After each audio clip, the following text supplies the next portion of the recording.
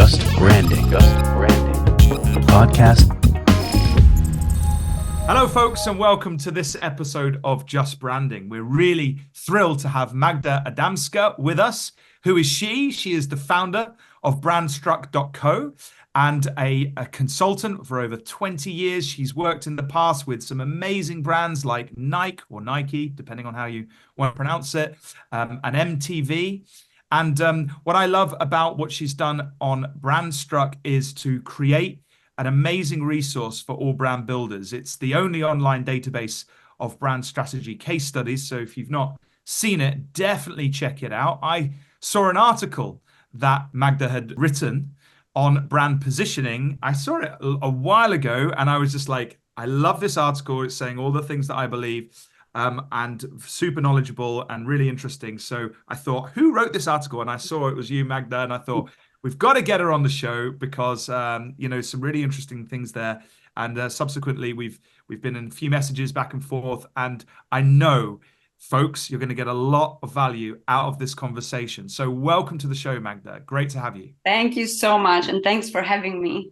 Absolute pleasure. All right. Well, before we tuck into brand positioning and particularly brand positioning models, and then I'm really excited to explore that with you and your personal views on those things. But before we go there, who is Magda? And, tell us your story. I know you were born in Poland and now you're in London and now you're in front of all of us here on Just Branding. Tell us how all of that's happened. Yes. As you said, I was born in Poland and part of my career was in Poland. I see myself currently as a brand consultant, a brand person, a brand lover. I have more than 20 years of experience in brand strategy, brand architecture, research, but also brand management. And my professional journey, I see it in three parts. The first part, I started as a strategist working for advertising agencies. I worked for an agency that currently doesn't exist, but it used to be one of the biggest agencies. It was called Darcy. Not sure if you remember.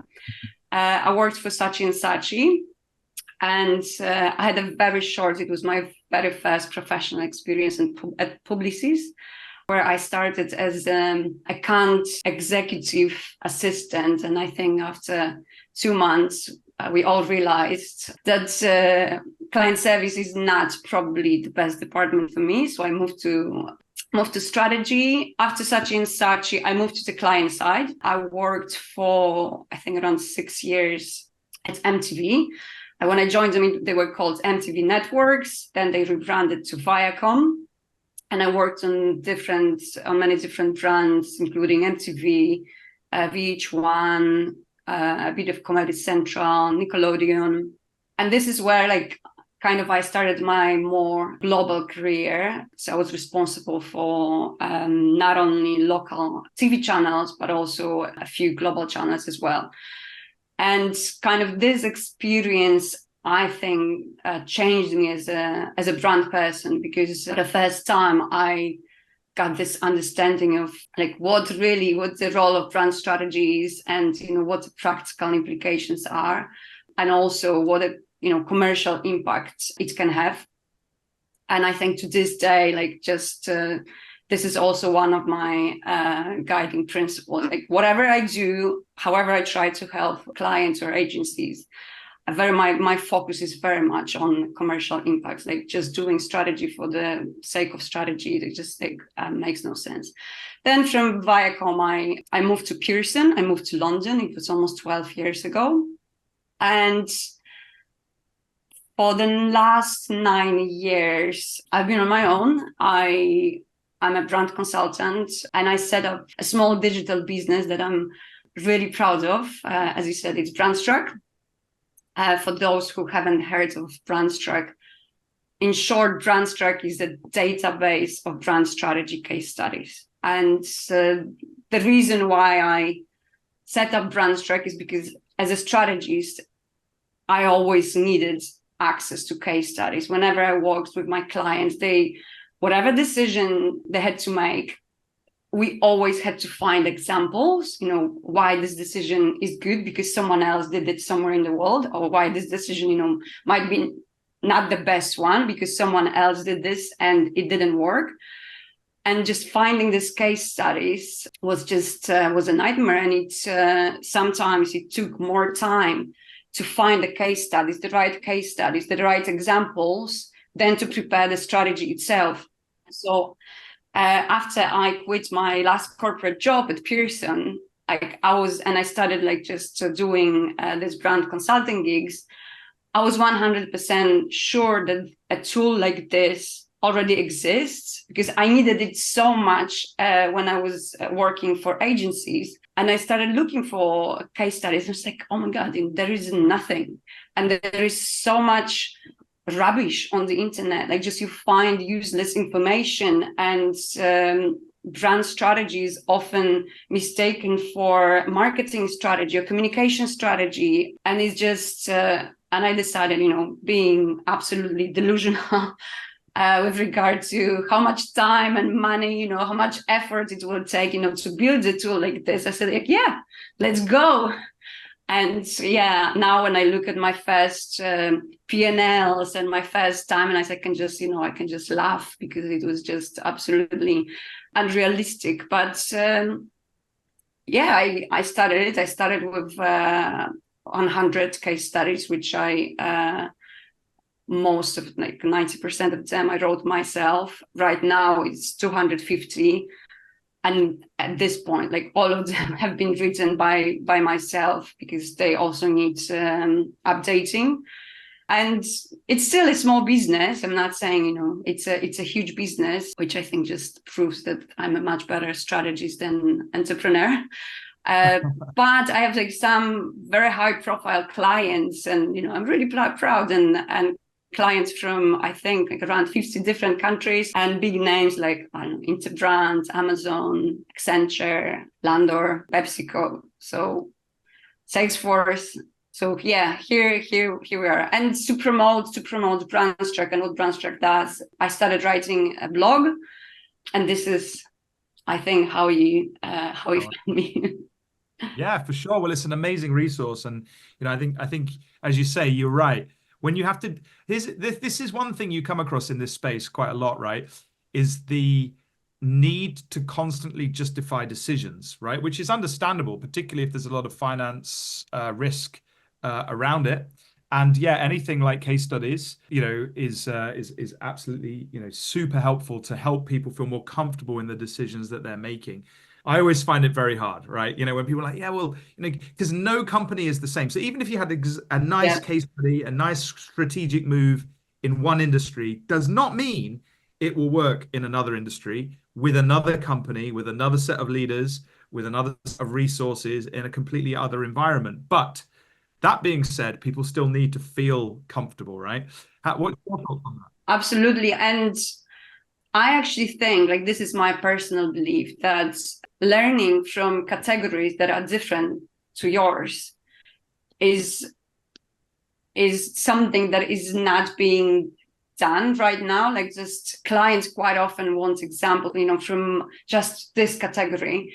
While I think the most learning be done like when you analyze categories different to yours. That's one thing. And the second thing, I think, like, just finding examples of something that worked doesn't mean that it will work for you as well. However, finding examples of something that didn't work, like a Tropicana case study, where they just created new designs which were beautiful but looked completely different than the old designs, and sales dropped immediately, like by I think 20%, is something that everyone can take on board and learn, that you never do things like this. You never, especially when you're an FMCG brand, like, you never change your branding entirely. So I think you can learn more from things that didn't work than work, because with the second category, like, the risk is still there.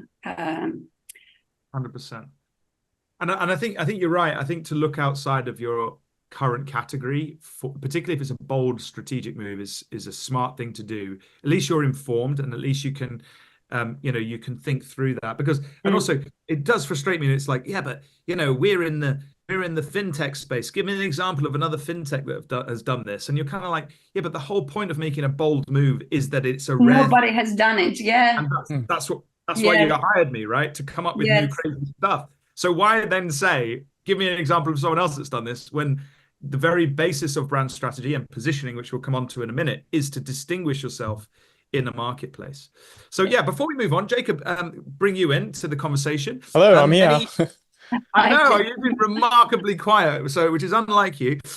Just wanted to sort of say any questions for Magda before we dive into brand positioning. Well, I'm excited to get into it now, like what brand position is and why it's important, and some of the models that you use, their pros and cons. So there's a lot to unpack here. So why don't we just start from the top? Like, what is brand position in your eyes?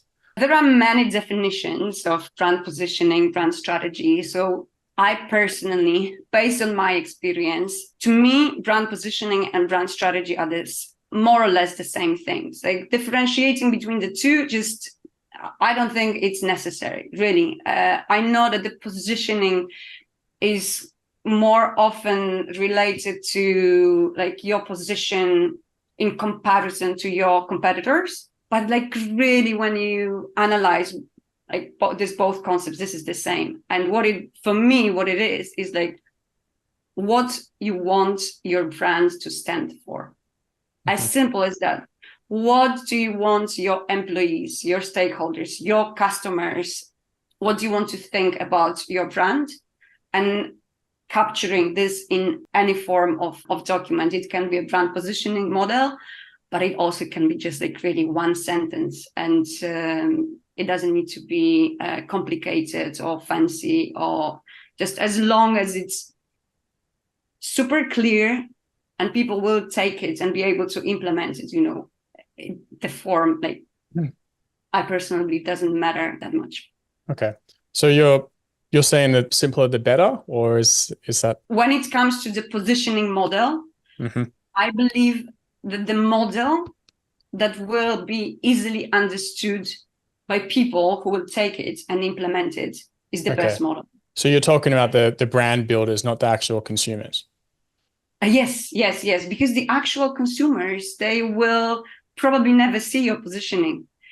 They will only see how people who work for your brand, how they implement this positioning or don't implement it. So the model, the positioning model itself just should be as practical as possible.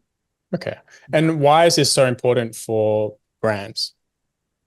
So like when I worked for MTV, this is a bit of digression, and I joined them when they were still doing quite well and they were still on the Interbrand's top 100 brands ranking.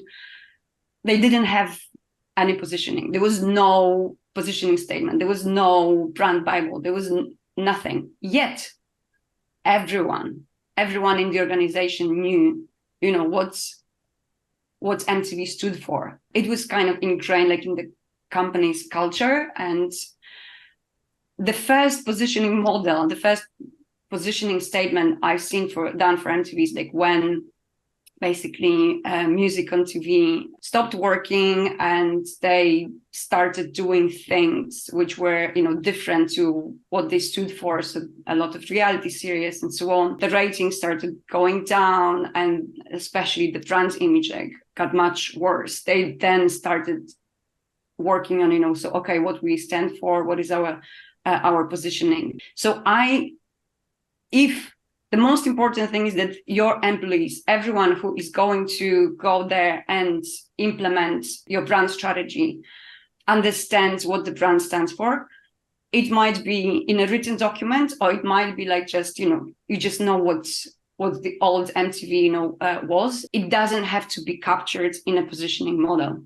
However, it is important to know, to understand, what we stand for, what we want to stand for, how we want to be perceived by our consumers. There are a few reasons why this is important. Like I believe that the biggest benefit, and it's something that I completely didn't understand when I was on the agency side, and I was like this strategies like very focused on like just the purity of strategy and not really taking into account practical implications of the brand strategy, I think the biggest benefit of a well-defined positioning, which doesn't mean narrow, it's just to know, what you stand for, is that it provides guidance for making a lot of different strategic decisions, like including your product development or your pricing or your marketing approach. It just makes the lives of your employees much easier because they don't waste a lot of time on arguing and discussing things which they should know that are just completely off brand. So that's I see the biggest advantage, the biggest benefits of the positioning, actually, I believe, is internal, because it allows people then to execute smoothly and on brand and consistently.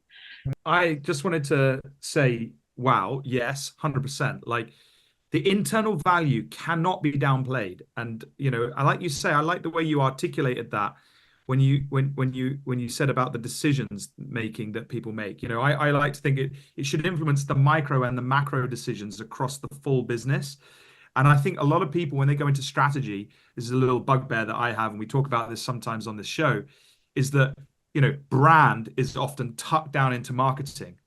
Now you think about that, right? The marketing department should not be the custodian of the brand, in my humble opinion. It needs to sit at the top because it needs to influence absolutely all of the touch points and all of the departments and all of the thinking across the whole business. Because as you say, it needs to be in the product managers' minds when they're developing product. It needs to be in the HR absolutely department as they're hiring people. It needs to be across everything. Everything. You just put it down in marketing, you're missing out. You really are. I totally agree. I always say that the CEO is like the chief brand manager, and the brand problems begin when the CEO and the senior management see brand and branding as a marketing exercise, and then the company can go like in so many different directions, and so much time is wasted by the employees because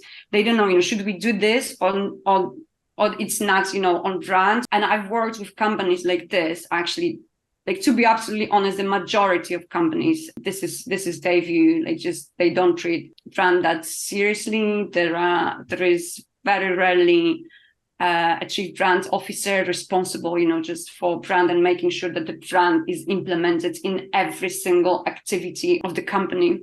But the best companies, like the biggest brands, the most valuable brands, like, I don't know, Apple, Disney, Coca-Cola, Unilever, Procter & Gamble, this is at the core of what they do. This is absolutely at the core. And the brand is implemented through every single aspect, rather than just, okay, this is our brand strategy.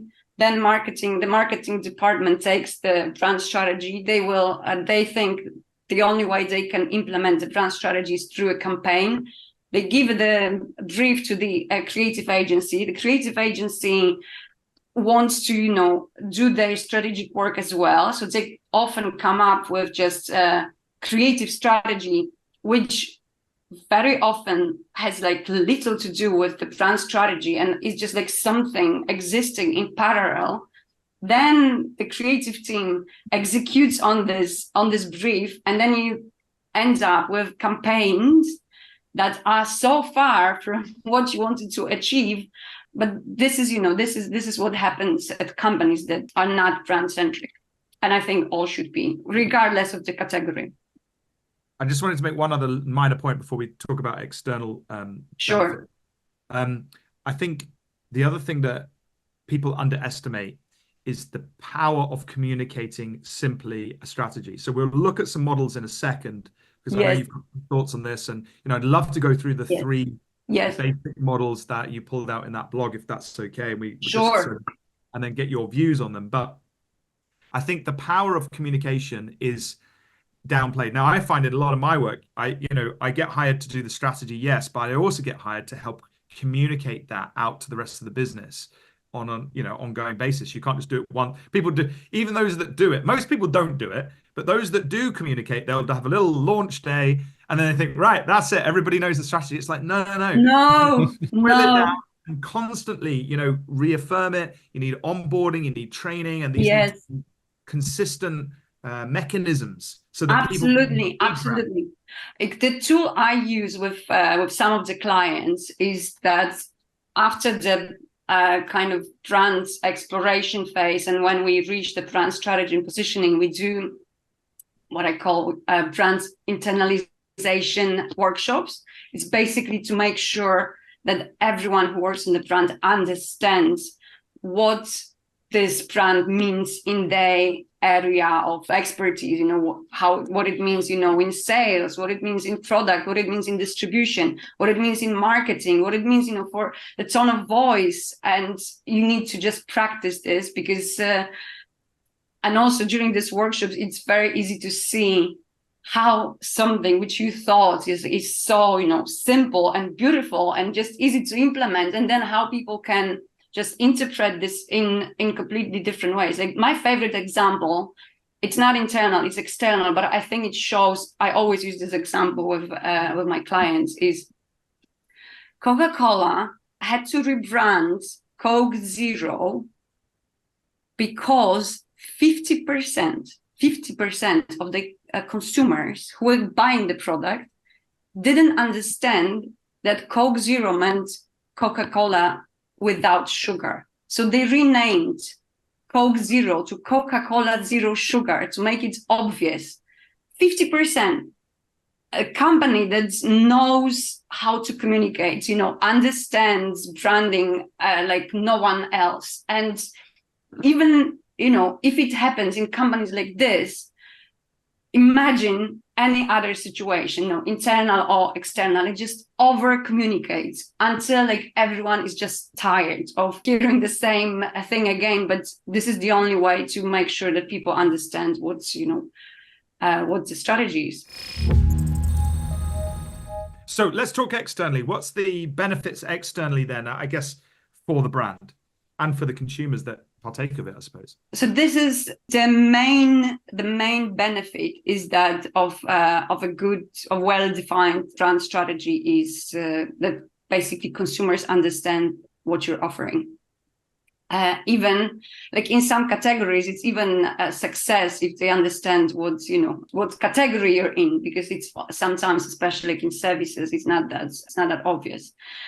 And I just listened to the podcast you did, I think, a few months ago with Byron Sharp, and I'm a big fan of his work, and I even have his book, and I come back to this book very often, and I know that he doesn't believe in the power of differentiation, and to him and the whole institute, they believe distinctiveness is much more important. And his argument is mostly based on the fact that is when you do research and when you compare like this differentiating factor, which like just a reminder, maybe for people who don't understand the difference between differentiation and distinctiveness. Differentiation is more being different, like in consumer minds, like providing a benefit that your competitors don't provide. And basically this is what the good positioning should provide. So differentiation is related more to brand strategy and positioning. Distinctiveness is more related to branding, meaning your distinctive brand assets, your logo, your colors, your fonts, your mascots. There's like he even calls it like more tactical, but they believe distinctiveness is much more important than differentiation. And having worked with many clients and agencies, like I just simply don't feel this argument is strong enough.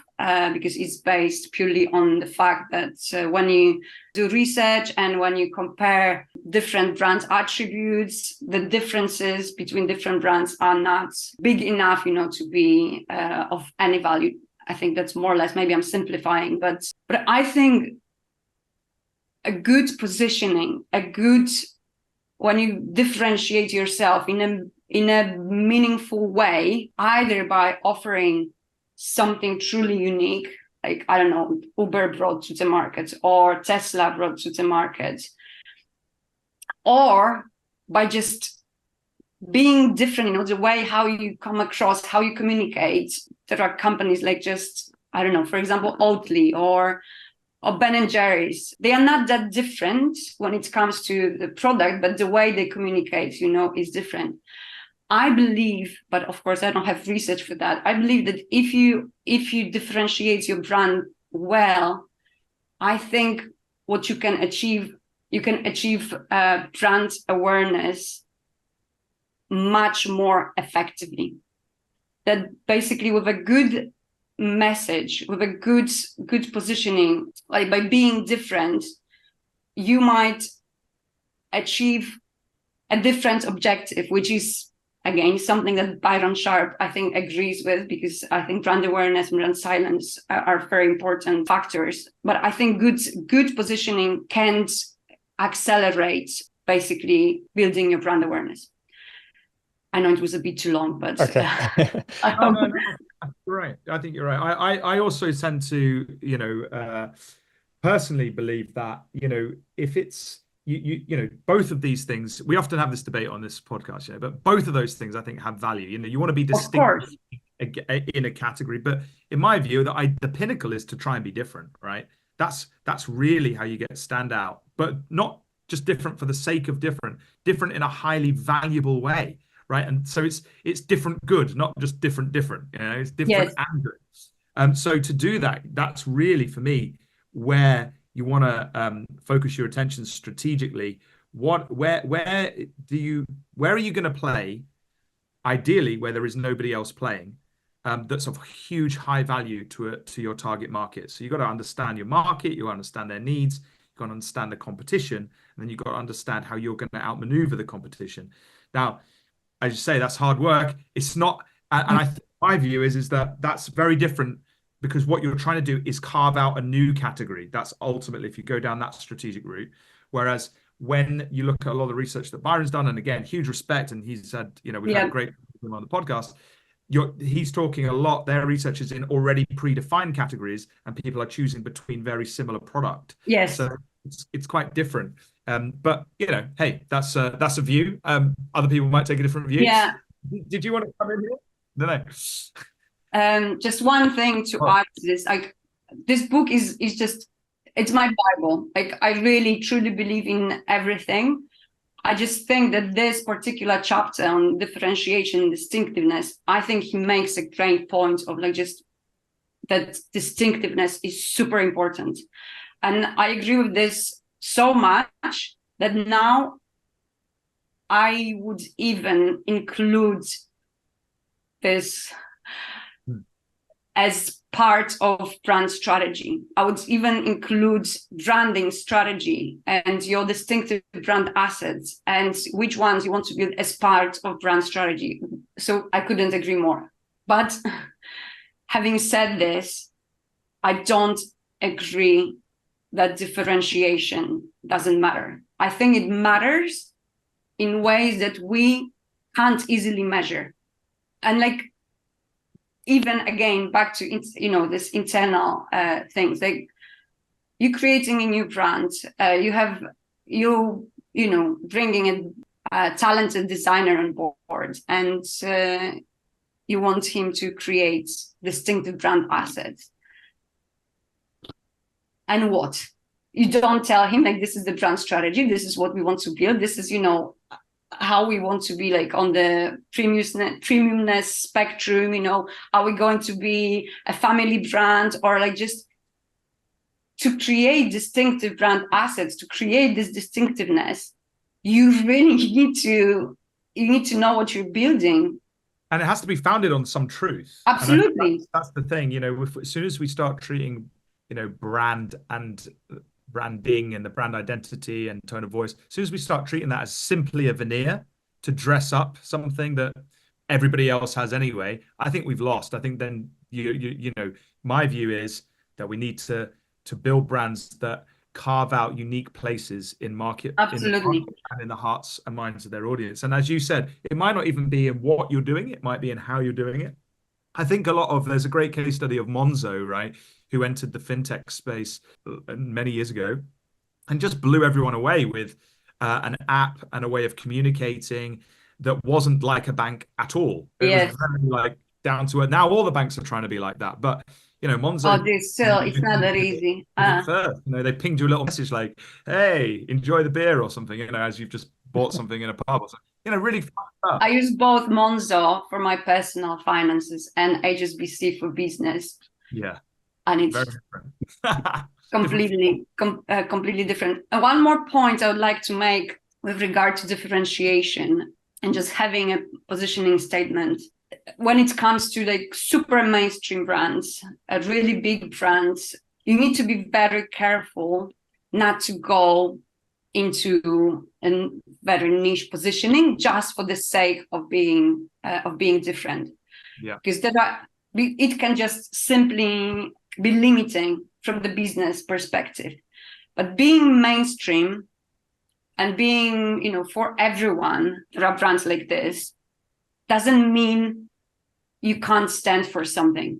I even wrote an article about this. So one example is, for example, Walmart.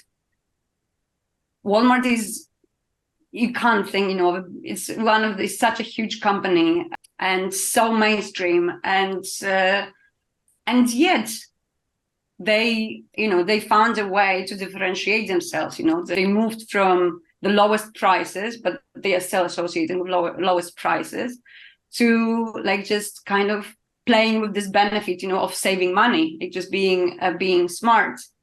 And it's a super mainstream proposition, but yet, they found a way. And I think like just by having this kind of position, they already make lives of the employees easier, because they know, we are Walmart. And by being Walmart, this means this, especially managing their suppliers, this means a lot of not so great things, but it doesn't mean you have to, come up with something super, super narrow and niche. And yeah, that would be also one of the watch outs. Magda, I had a question around models for positioning. How do we uncover, the right position? Like, what are the pros and cons? Are there particular models you use? So working with like a lot of brands, like I worked with, I don't know, tens, if not hundreds of models.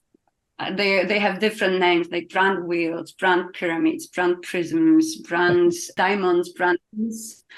And most of them I found very confusing, because if you have a positioning model which consists of a few different parts and each is focusing on a different thing, and you give it to your people and then go and execute, it's just very difficult. You don't know what to focus on, which part to focus on, what is more important, this or that.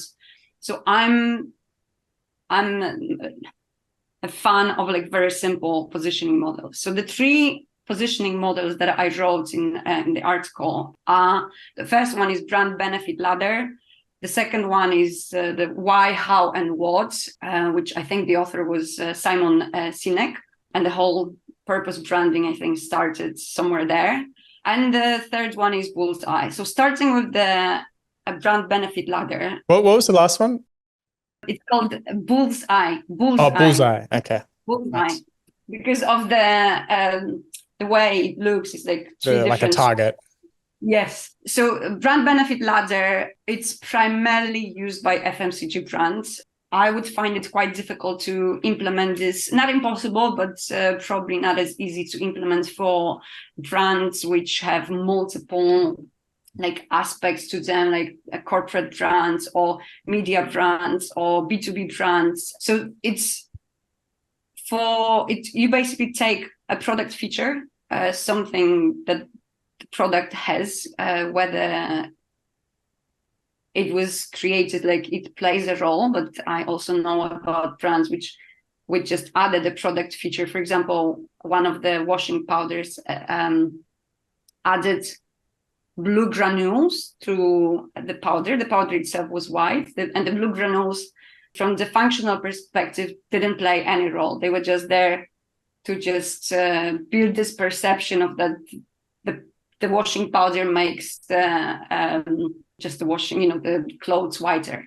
But from the functional perspective, it didn't play any role. But you just take one product feature, and using Procter & Gamble's vocabulary, they call this RTB, reason to believe, and it could be like just this blue granules in the product. Or in Dove products for a long time was that I think 1/4 of the product was a moisturizer. So something like a differentiator, but on a purely on a product level. Okay. And then you ladder down or ladder up, like depending how you look at this. You turn the product feature into a rational benefit. You're thinking like, what is the rational benefit of blue granules? What is the rational benefit of this moisturizer in that product? And then you create the rational benefit of your clothes will be whiter, or your skin will be smoother. Mm-hmm.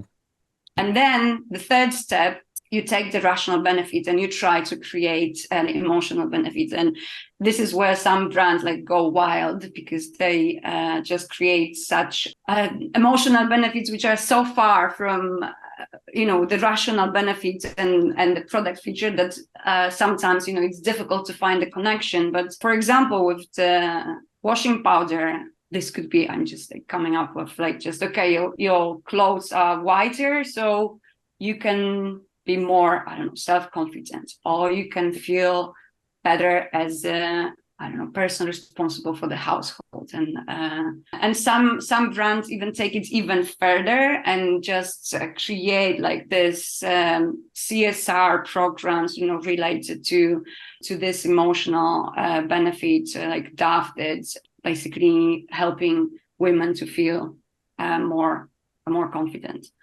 So that's the first. I have to say something on this model. Like, I find this model useful in some contexts, as you say, like FMCG brands. And, if you've got a brand that is very clearly offering a specific product to solve a specific need. And that's because this model is grounded in product, basically, right? It's kind of a bit old school, because it's kind of like back down to the product level, and then we'll extrapolate out of the product. It's, in my view, it's one way of doing it. And as I say, in some cases, that's very, very helpful. Like, I'm just working at the moment with a jewelry brand. Like, they're always going to be a jewelry brand. They're not going to be anything else. So it's a great model to look through their brand from that lens. But other brands, like in business to business brands, or brands that are more not specific on a product, I think this breaks down this model, is my view. Because it's not, because it is grounded down on that product level. Sometimes brands are wider than that, and really the better way of looking at it is more from the customer's perspective, of the type of audience you're trying to serve and how you're going to improve things for them, rather than, I've got this product, I'm going to sell it, and I'm going to try and use every manipulation I can to sell it to people.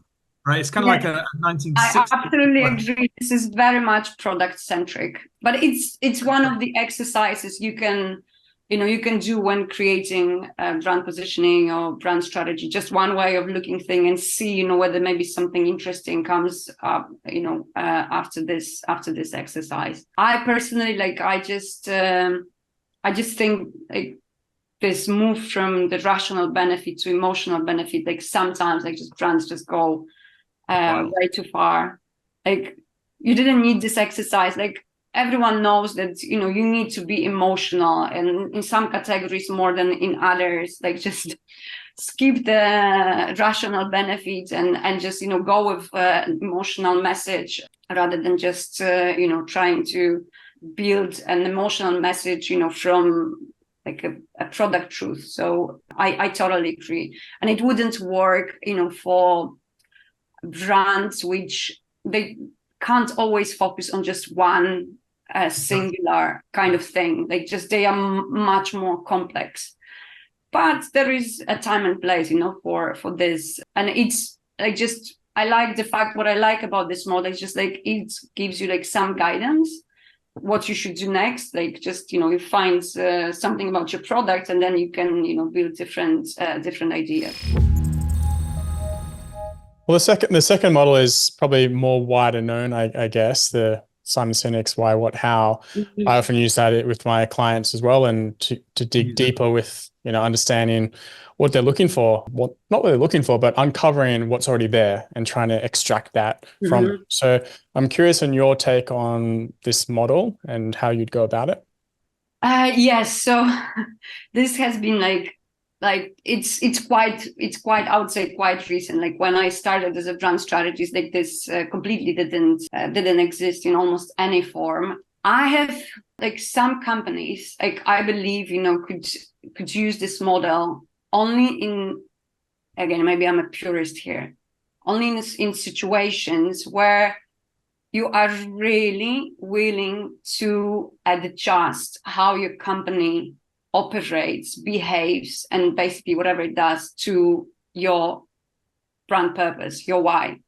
Because what I see right now, 90% companies, what they do is they just, let's just continue doing as so far, but we need a brand purpose right now. We need our why. And they come up with the weirdest brand purpose statements. Let me read you one. Curious if you will recognize the brand. They just changed it recently, but this was their purpose for a long time. It's a very well-known company. Our purpose: to deliver on the promise of technology and human ingenuity. We help our clients become the next and best versions of themselves. Do you have any idea what company is this? No idea. No. And I also don't really know what they stand for, because it's very vague. Yeah. And this is how I feel about most of this stuff. So this was Accenture. Now I'm just checking their website. They now changed their purpose quite often. Now they are all about 360 value, which is, again, another quite generic thing. And you end up with this why statements of different types of brand purpose, which just mean nothing. It can work for brands that are really serious about just changing everything, about based on the brand purpose. And there are some companies like this. I was quite a big fan of what Unilever was doing. I mean, some of the stuff was better, some was worse. And now they have a new CEO, which I think is going to change big parts of this. But it was clear that they were on a mission to turn every single brand in their portfolio into what they called, I think, sustainable living brand. And it was not just a communication exercise. It wasn't just about communicating the purpose. It was also about making product formula changes and investing in some also CSR activities and so on.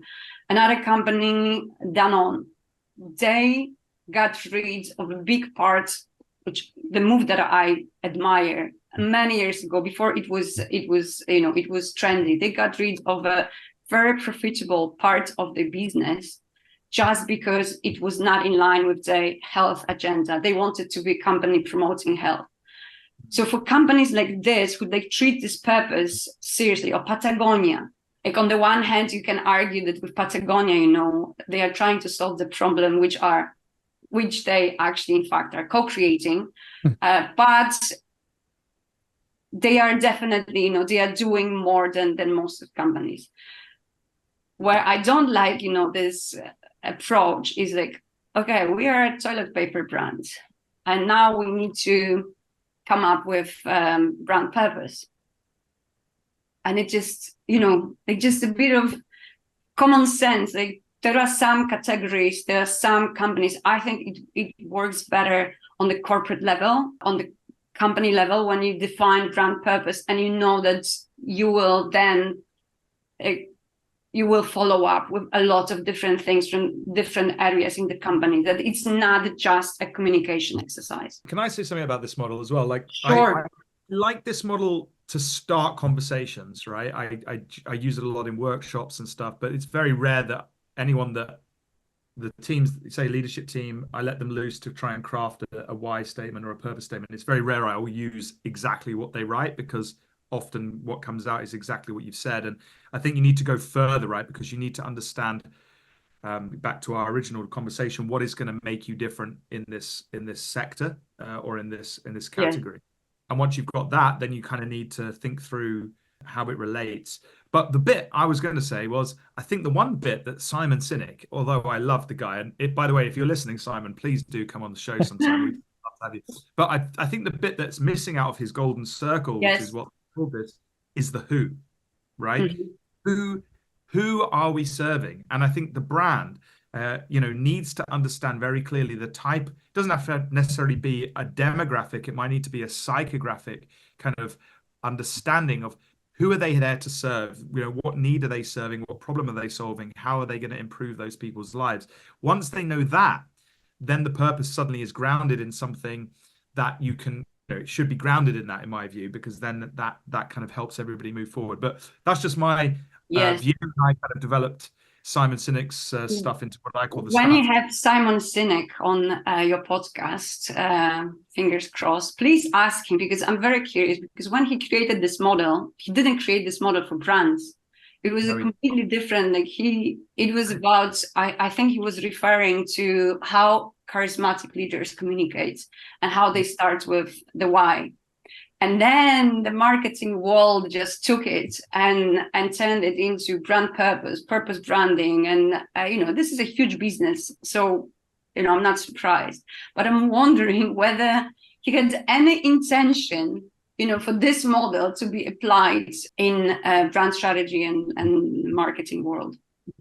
It's interesting because in his TED talk, he does reference, say, like Apple, for example.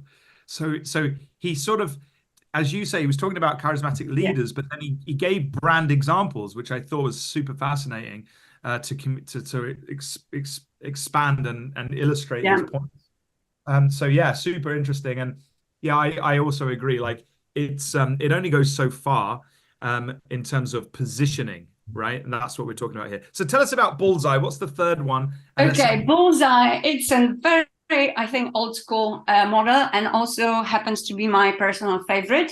Maybe I will start with the downside of this model is that it gives you absolutely no guidance.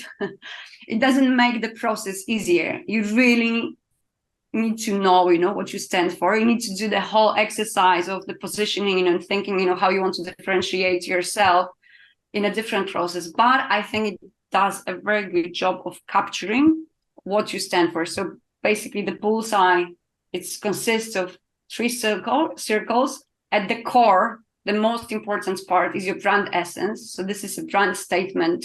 It could be brand purpose. It could be anything, like just one sentence. So summarizing, maybe could be longer. It summarizes what your brand stands for. Then the second circle, bigger circle. And in the ideal world, like, you shouldn't change the core. Like if you change, you should probably start from the outer part, and then the core, you should keep unchanged.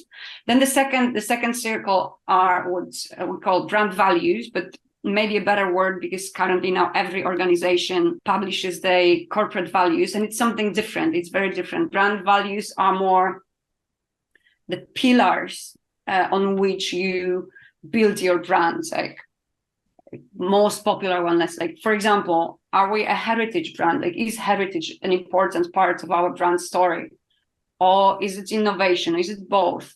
And I believe that there should be 3, not more, maybe in some cases like 4 brand pillars on which you build the brand, and it's basically they are main themes of your brand.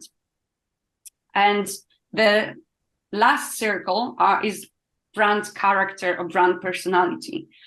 So while the values and the core of the brand describes the what of the brand, the outer circle describes the how, your tone of voice, how you should come across. Are you a more like a family brand, or are you a luxurious brand, or are you a global brand or an American brand? Like, just you define a few attributes, I would say 5 to 6, which then you can measure in research. I mean, same with the themes, the main pillars. You should be able to measure this in research and see whether, you know, what you're building is what people see, because as we discussed, there could be a discrepancy here.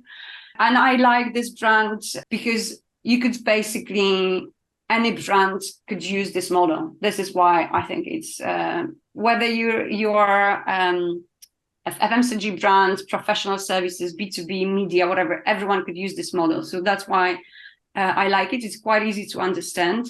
I like to add to this model, I like to add brand archetypes. And I know that some people call brand archetypes the brand horoscope and something, you know, woo-woo, completely meaningless. But again, because I focus so much on practical application and, you know, commercial impact of what you do, archetypes are so easy to understand that if you tell your employees, people whom to implement it, okay, this is our brand strategy, this is what we stand for, and this is how we want to come across. And then this is our main archetype is, for example, I don't know, the outlaw. Then you know you're a challenging brand, and you know how you behave, what you do, what is allowed, what is not allowed.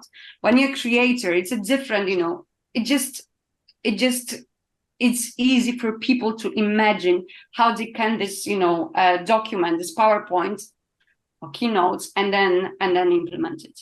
Yeah, I think you're right. I think people downplay archetypes because they think they're treating it like it's a scientific endeavor, and what they're missing is that it's not. It's actually an alignment thing. It's actually about getting people. It's a communication thing again. It's getting people to easily understand. And I often find when I run archetype stuff, sort of exercises in workshops with leadership teams, with yes. C-suite, they absolutely, that's the main. They love it. They love it. They love it. Clients love it.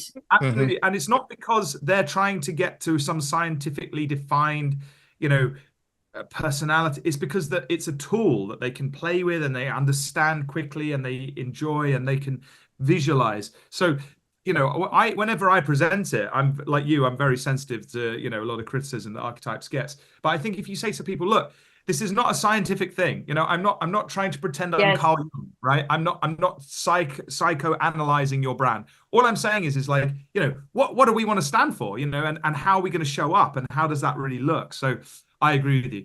Yeah, really, really interesting, that bullseye one. It seems more, as you say, more conceptual. You have to have done that work before. Yes, you definitely, yeah. Like you were saying. But once that's in play, I think I can see that being super helpful to clearly define what a brand is.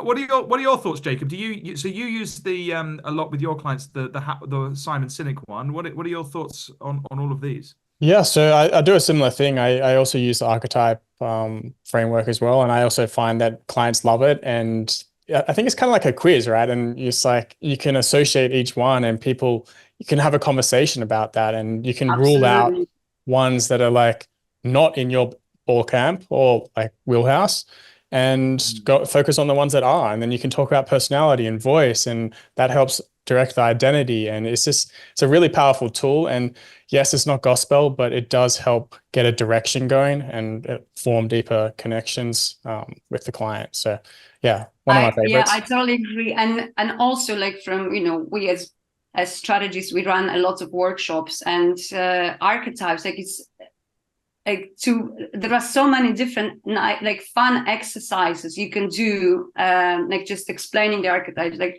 the exercise that I like to do is to just take like some girl bands, like I use Spice Girls or Friends or Sex and the City, and you just, you know, ask them to whether they, you know, ask them if they know what each character, you know, which archetype they represent. And because all of them do, because this is how you create, you know, the stories, how you create, you know, there's boys bands and girl bands.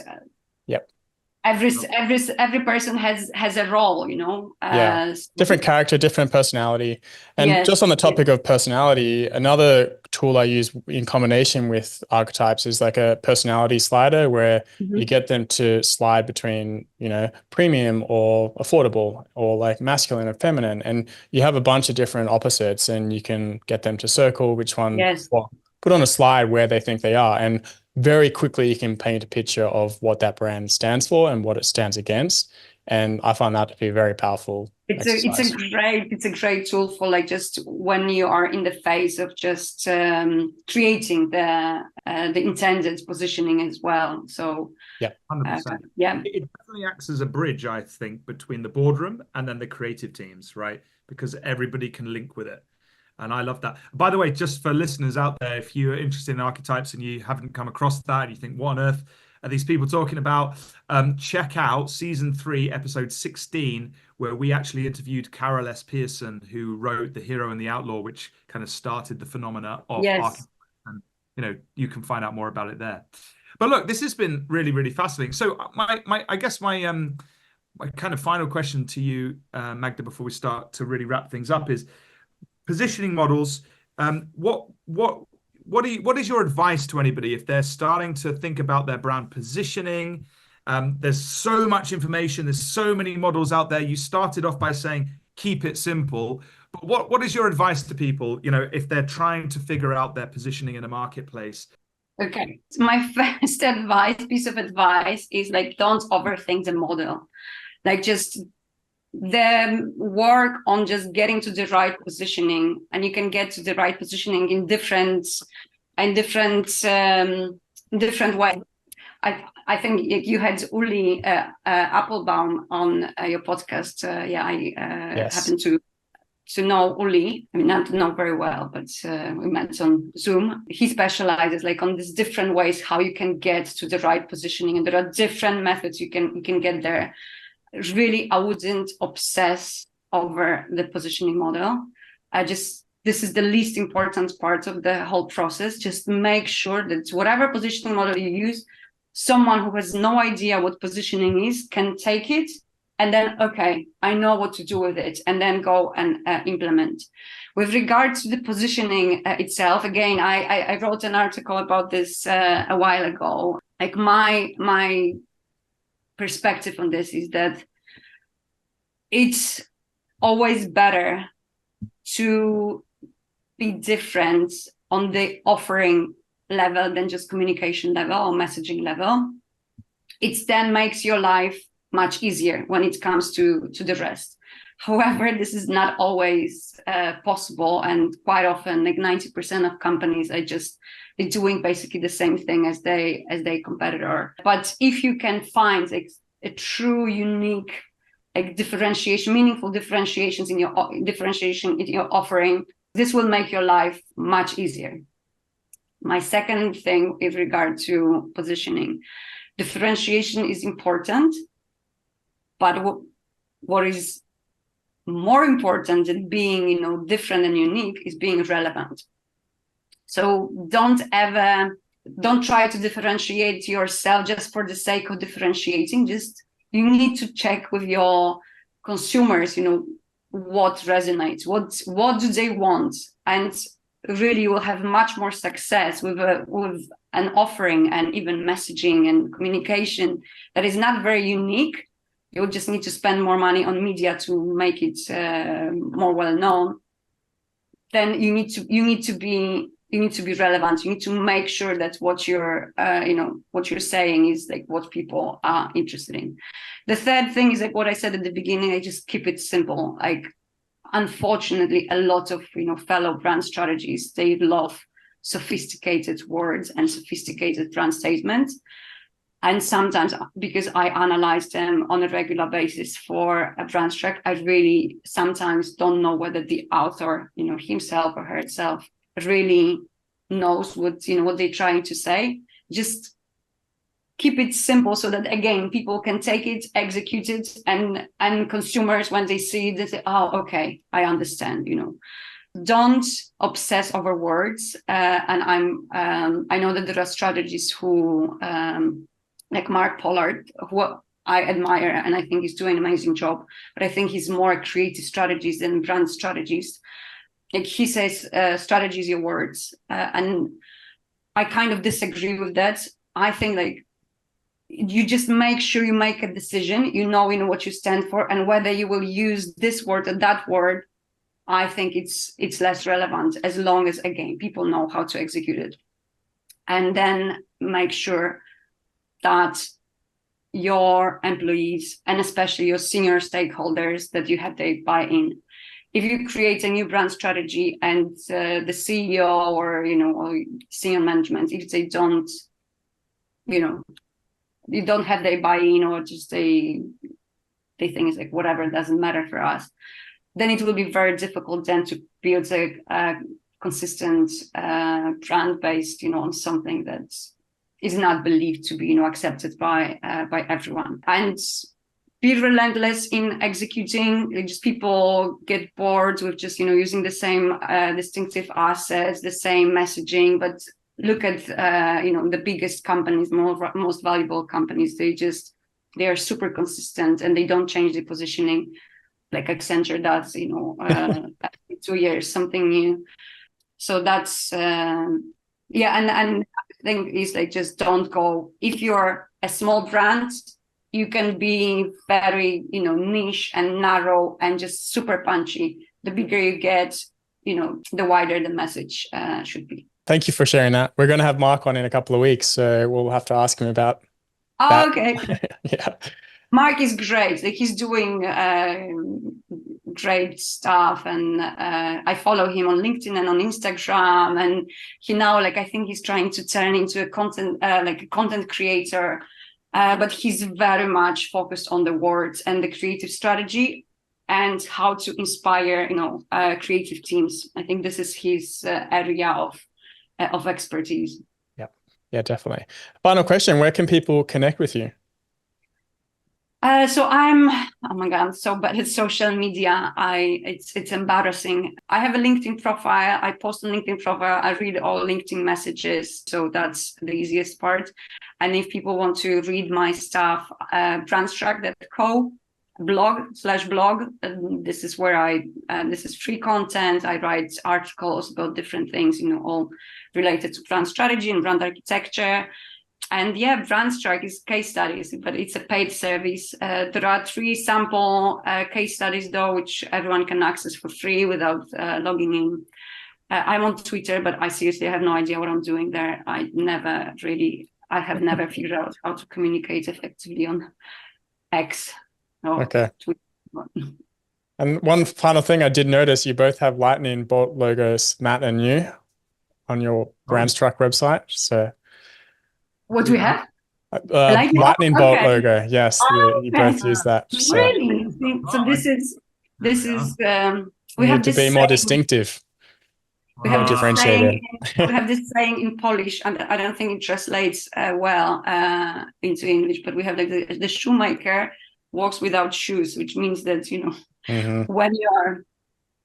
I agree with that. I agree with that. Like a lot of web designers have shitty websites or don't have websites So good. Well, look, thanks so much for carving out some time. Really appreciate your expertise and your knowledge, and for coming on the show and sharing some of that with us. And really appreciate that. So best of luck for the future, and thank you. Thank you so much, and guys, a great job with your podcast. I really find it very interesting, and good luck. All right. Thank you very much. Thank you so much.